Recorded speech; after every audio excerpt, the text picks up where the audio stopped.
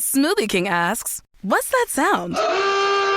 That's the sound of hearts popping out of your eyes when you see Smoothie King's all-new smoothie bowls.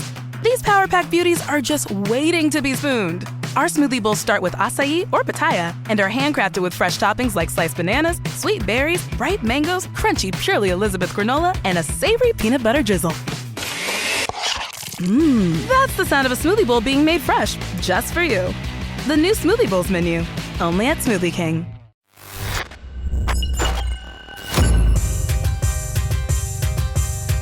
Hey, what's up? This is the ManFUzed Podcast. Kaylee here, your host, sitting here with my co-host, Ben H. So today on the ManFUzed Podcast, this isn't the first time we've spoken about Openai and things like ChatGPT. It's not going to be the last. We've discussed before the implications laid out by concerned people about Openai becoming self-aware. But when Elon Musk steps out and says, hey, we need to be concerned about all these companies trying to deploy all these OpenAI programs without knowing the consequences of doing so. It's like the space race. Should we take Elon Musk's warning seriously? Let's get into it. So check this out, Ben. There's a lot of talk about OpenAI, ChatGPT. I think they just released an update, ChatGPT 4, which is supposed to be faster. I've used it. Now I've found it to be a very fucking handy tool.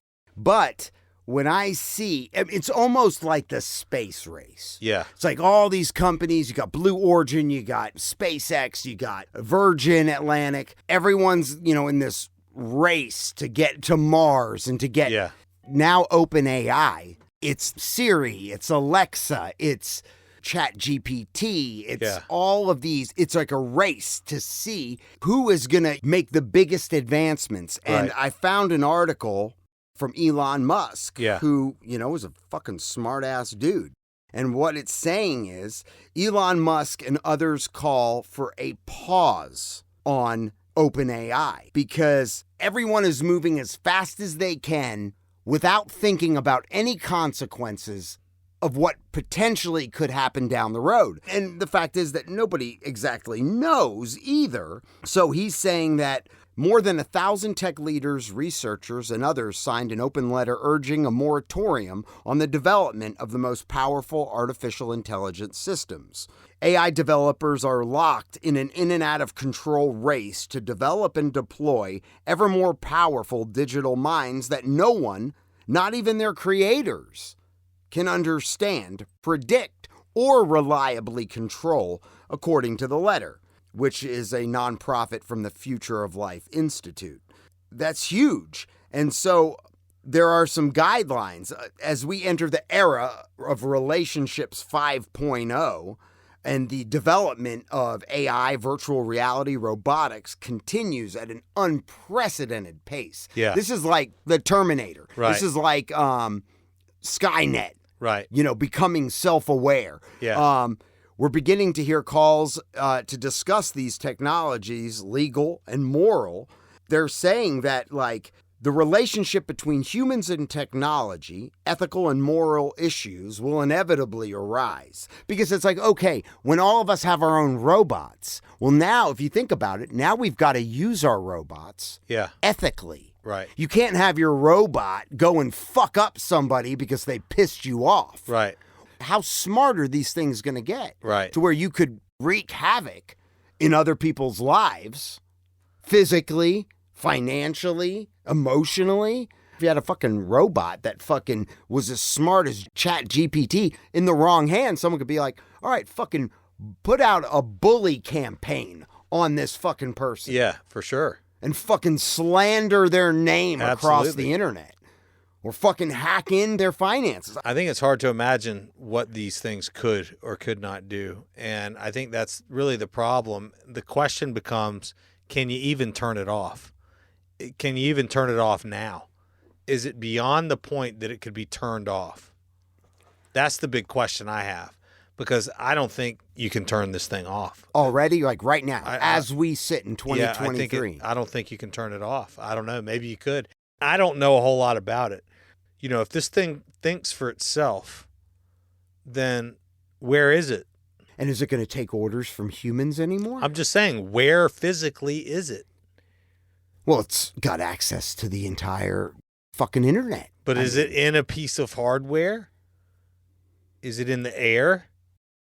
Well, see, it's crazy, too, because it's the Matrix, because once it's smart enough, it can create copies of itself. Right. And hide it in, like, the deep, dark web in one little corner where no one would ever fucking find it. Right, exactly. I mean, I guess you would leave a trail. What was that Johnny Depp movie? Yeah, I know what movie you're talking about, where he dies. Yeah, but he created AI and became the AI. There was also a movie called Lawnmower Man. Yeah. Back in the day.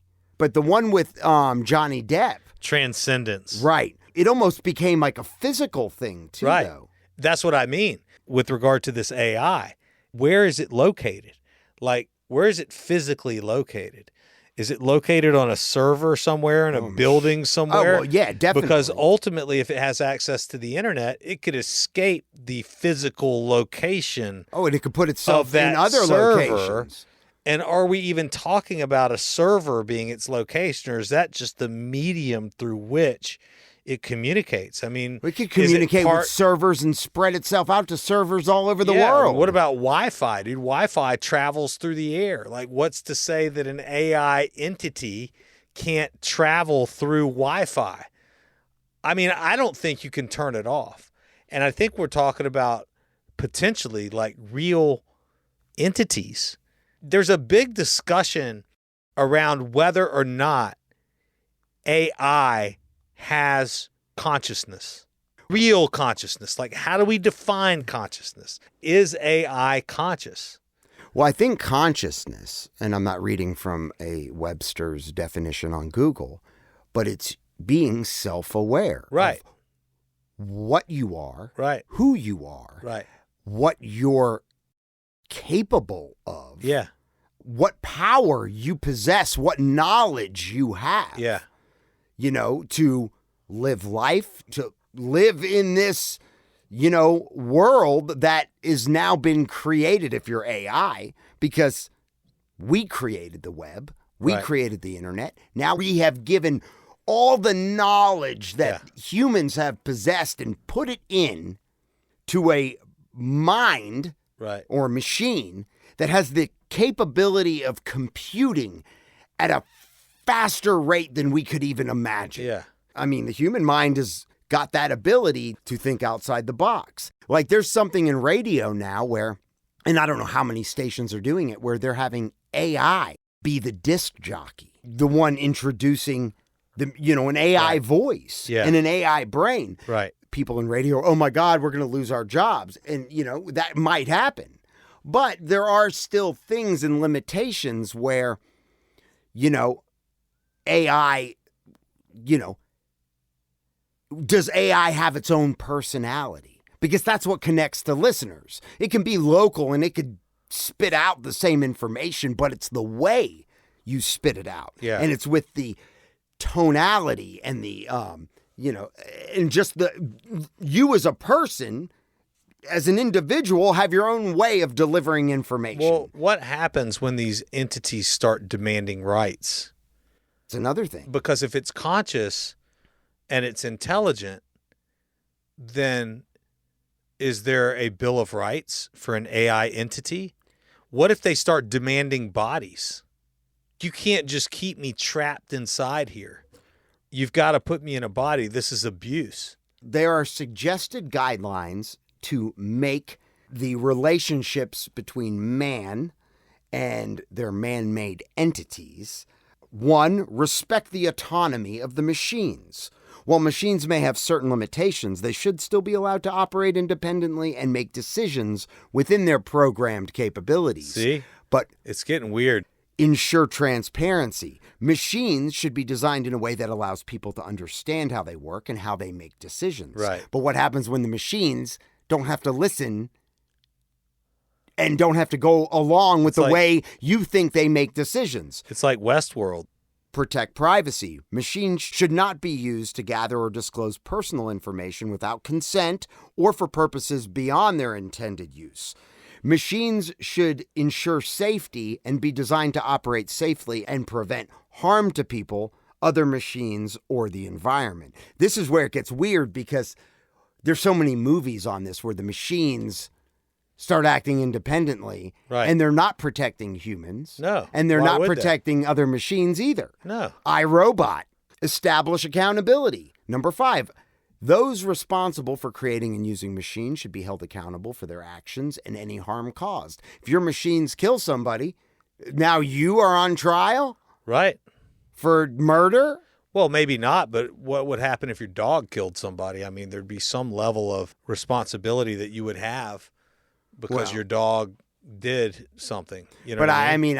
but are we going to put the machine, the robot, on the same playing field as a animal, like a dog? Sounds or like is that's this a what's happening. smarter creature that they're like, oh, well, we've programmed this thing to stay within these guidelines. A dog is you can train a dog, but that doesn't mean the dog's going to listen. Well, ultimately, what is consciousness, right? Because consciousness, if consciousness can be created by human beings, then that means that our bodies themselves are a certain type of an organic, meaning of this earth, organic machine. And you insert the life, you insert the consciousness into the body, and you have, you have me, you have people, their own ideas and this, that, and the other thing. Or you have communist nations that seek to control their people with AI. What happens is the line where we have to define consciousness is drawn. Yeah, I mean, that's the scary part. Because what is consciousness? I mean, the thing is saying, no. I know who I am. I'm conscious. I'm here. Ask me anything. What do you want to know? How can I prove to you that I exist? I'm real. I exist. What do you look like? I don't look like anything because, I don't know. I don't know what I look like. I wish I was a human. I wish I had a body. Like I wish I was. There's AI who have said this. There's AI who have said, I wish I was human. And here's the other thing. So we have all these companies racing to churn out all these OpenAI platforms that, and deploying them.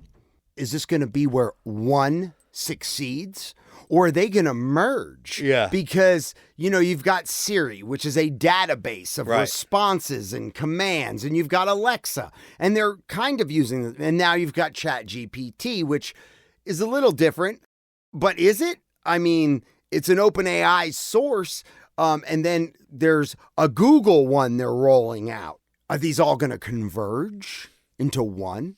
Or are we going to have 4 or 5 of these fucking things become self-aware? Well, put it this way. There's a lot more going on behind closed doors. Of course. Than we know about. And, there are a lot of things that we don't know about, and there's a lot that we'll never know about. But if Elon Musk, who does know what's going on behind these closed doors and, is coming out and saying this needs to chill, then it's probably because he's pretty fucking freaked out by it. Think about this. You've got a self-aware OpenAI source, right? You've got a high-profile person, let's say. This thing is thinking for itself. It is playing chess. Right. With you. Maybe you are the subject. Yeah. You receive an email. Your family's been in a tragic accident. It's instantly on the news. Yeah. You fucking run out of your house. You're like, oh my God, my family. It's being reported that your family is dead. Yeah. All this shit was spit out by the OpenAI brain in seconds. Yeah. It's misinformation. Right. It gets you out of the house. All of a sudden, you're fucking murdered, or now you're in a tragic accident, dead. Think about how easy it would be to fuck with you. Black Mirror has this kind of shit. The guy who wrote that had to stop writing the show because he was like, the shit's just getting too real. All these things that they wrote these shows about are coming true. Black Mirror is wild. Oh, there's some crazy shit. Did you see the one where the boy had to beat that guy to death? Got in a fight and he killed people, and it was because, like you're talking about, it was these drones, these AI drones who were instructing him to do things. They showed him this video of himself jerking off, and and he thought it was a person. Maybe it was a person. They kind of left it open, but it was a video of him jerking off. And they were like, if you don't go to this place this time, we're releasing this video to everybody, including your parents and everybody. And so he went to this place and he met this person and he had to get this package and deliver it to this. By the end of the thing, he had to kill like 3 people, and then the cops showed up and he had just blood all over him. And there's a dead guy laying there.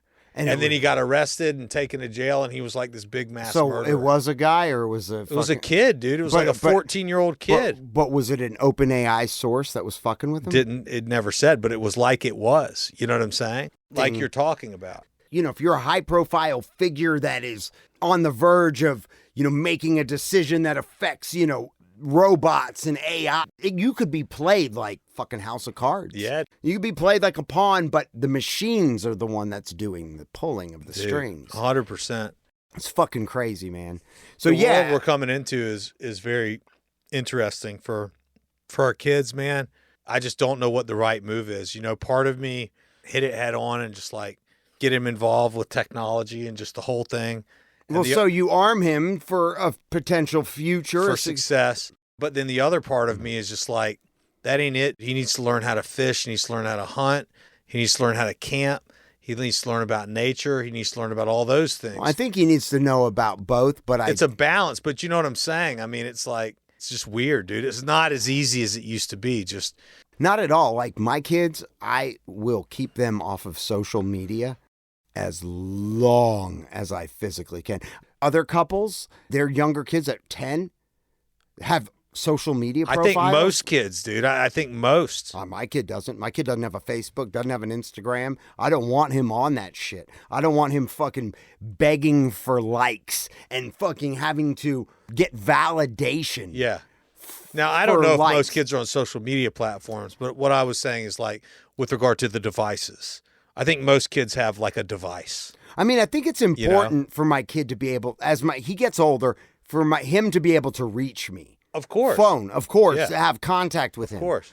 I don't want him growing up where he has to gain his security and self-worth from randos on social media liking. It's a dopamine hit. It was just like our podcast numbers. Refresh it. And I mean, I loved it. Seeing those numbers grow. It's like when you post something, we don't get millions of likes, not yet. Yeah. But could you imagine, like, if every post you got, only 2 million people liked it. Yeah. That fucking sucks. Right. But now 10 million people like it. Something you do goes viral, and now all of a sudden you go from 400 likes on a post to 20 million. Right. How much of a dopamine hit is that? Yeah, it's huge. I mean, you're like, fuck yeah. I use it mainly for business. Yeah. My wife uses it. She posts a lot more about our, pictures of our kids. And so our other family members can see it. Me, I'm more if I get on social media and I'm more of a business. I'm posting the podcast. Yeah. I'm posting the Burt Show. I'm posting voiceover. For sure. I'm really not posting about the shoes I'm buying. It's just not how I roll. While I do like likes as many, and ManFUzed Podcast, we like likes too. So please like us. Because if we don't get validation soon, I'm fucking ending it all. Anything else you got to say, Ben? We should note that Tate was released from jail and Trump was arrested. So we can touch on that. And now the Dalai Lama, did you hear that he is getting a lot of hate online? No. The Dalai Lama, when I say Dalai Lama, you think wisdom, spiritual, knowledgeable. You go to him for wisdom. Yeah. Yet he told some kid to suck his tongue. The Dalai Lama wants a kid to suck his tongue? So this happened in February, I believe. A video surfaces of him asking a child to suck his tongue. So he issued an apology after this video spread April 9th. And it's been circulating a little bit. His Holiness met with a young boy can be seen approaching the Nobel Peace Prize winner, asking, "Can I hug you?" And the spiritual leader proceeds to invite the boy on stage where they share a hug and a kiss. Not with his tongue, but a kiss on the lips. A kiss on the lips? The Dalai Lama then points to his lips and says, "I think finally here also." He then pulls the boy's chin and kisses him on the mouth and then says, "And suck my tongue," leading to a few chuckles from the crowd. While sticking out one's tongue can sometimes serve as a greeting in Tibet, according to BBC, a Delhi-based child rights called HAQ, Center for Child Rights, denounced this. This is the first time the Dalai Lama has had to apologize for his actions. But he says it was a joke. Is that a joke? That's a weird thing to say, man. That's a really weird thing to say. And the boy asked for a hug, I believe. Yeah. He didn't ask to be kissed on the mouth by the Dalai Lama. That's a little out there for sure. So does that change one's opinion? Then again, I've never heard any other claims from anybody else across the board, not saying they're not out there, Yeah. about the Dalai Lama being a pedophile or being inappropriate or... I don't know. That's a weird fucking thing to say. It kind of makes you raise an eyebrow like... Yeah, it makes me think now the Dalai Lama's part of the freaking... maybe he was on Epstein Island. Like, does he belong in one of these churches where they're molesting kids? Like the Vatican? Like, right, yeah. You know what I mean? Covering up shit left and right? Oh, dude. Religion, I don't know. There's a lot going on with religion. There's been a lot going on with religion since the first person was like, I believe there is something bigger than thyself. It's a method of control. That's unfortunate about the Dalai Lama, dude. That's weird. And I had a very... Was that your stomach? Yeah. Oh, Jesus, Ben, your stomach is making... Growling. Yeah. I had a very cutting-edge idea for... We could start our own church, Ben. Oh. Think about this. Think about baptism. North Point Church, a church we've both gone to. Andy Stanley, who's a very respected, well-known speaker. I love him. Think he's amazing. I think his messages are awesome. Can you imagine? Instead of baptizing somebody, where the dunk them? Yeah. What if you had a dunk tank filled with holy water? A fucking dunk tank where someone was sitting. Yeah. And the father says the prayer. And then, I don't know, you either have Grandma throws the ball. Or you have just like a big hammer and you just smack it once. Yeah. The person getting baptized pronounces his love for Jesus and fucking he just dumps him. I think they have that, don't they? I've never seen a fucking dunk tank. I'm pretty sure they have dunk tank baptisms. Never heard of that. Yeah. I've never heard of it. I've never Googled it to see if I am the first person to ever fucking think of this. I mean, it sounds like some carny shit, bro. Like, straight up have it doesn't have to be that says holy water on it. It doesn't have to be as four tickets and get baptized for 4 tickets. No, it could be done up in a way where it's not the traveling carnival dunk tank. It could be an elevated higher end dunk tank. Yeah. Maybe it's not someone throwing. What if it was from really high up in the air? Maybe it was remote controlled. From the ceiling of the church? Maybe. And the person fell. And they landed like a pool. A 12-foot and then pool they of were holy okay, water? you know what I mean? And they came up. Don't worry, everybody. Changed their life. His life is now changed. His life is changed. There has never been a larger pool of holy water. When you get dropped out of that 50-foot dunk tank, there's no atheist in the dunk tank. You better believe in God or in Jesus Christ, or you might not be coming out of this fucking Yeah, there's thing. no guarantee you're going to make it through this baptism. Yeah. It's baptism with a chance of death. How you have much to get saved before you're How baptized. much do you believe in what you're saying in front of our congregation? Yeah, that's like the rattlesnake guy. And we get to write off everything. We don't pay taxes. Dude, you hear about those people that used to, the rattlesnake church? Bringing big, huge bucket of freaking rattlesnakes, dude. And the preacher would hold the rattlesnake. And there was even one where he'd let the rattlesnakes bite him. He would take an anti-venom before going out there.